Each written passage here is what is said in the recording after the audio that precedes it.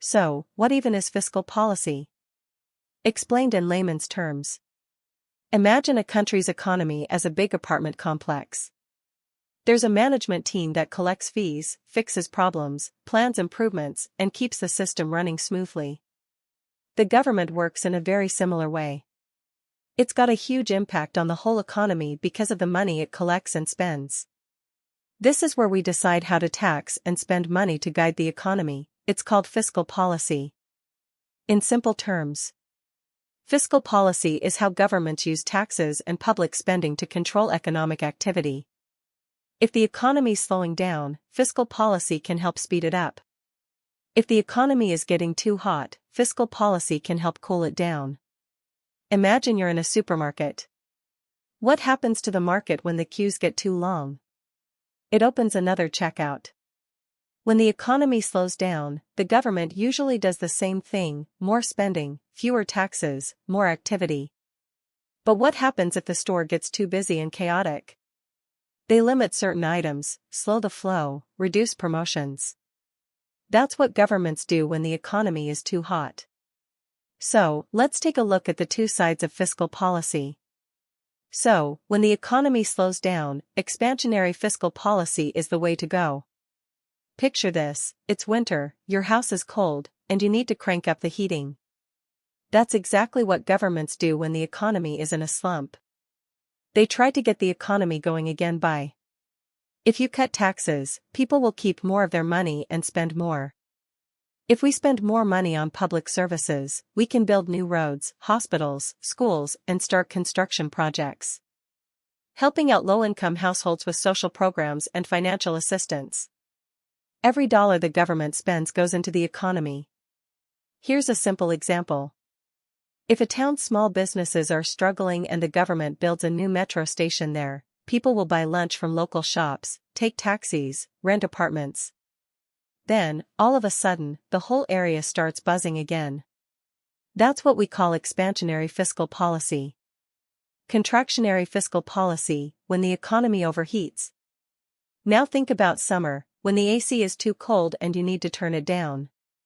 Governments do this when prices are rising too fast and inflation is out of control. To slow the economy down, they raise taxes, people spend less. If we reduce public spending, there'll be less money in the market. Pause certain incentives, demand settles. Here's an everyday example. If everyone tries to book a holiday in the same week, hotel prices go through the roof. Hotels are finding ways to deal with the pressure, like removing discounts or limiting bookings. Governments do the same, they cool things down so prices don't spiral. Why is fiscal policy important? Because the economy doesn't stay balanced on its own. Sometimes it slows down too much. Sometimes it speeds up too much.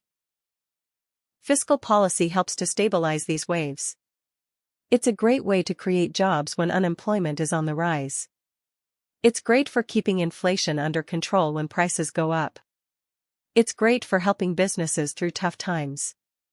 It stops big economic crashes during crises.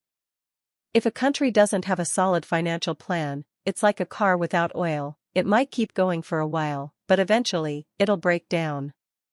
Taxes and spending are like signals, right? The government doesn't randomly raise or cut taxes. Taxes communicate intent. Lower taxes on certain industries, we want this sector to grow. Higher taxes on luxury items, let's limit demand here.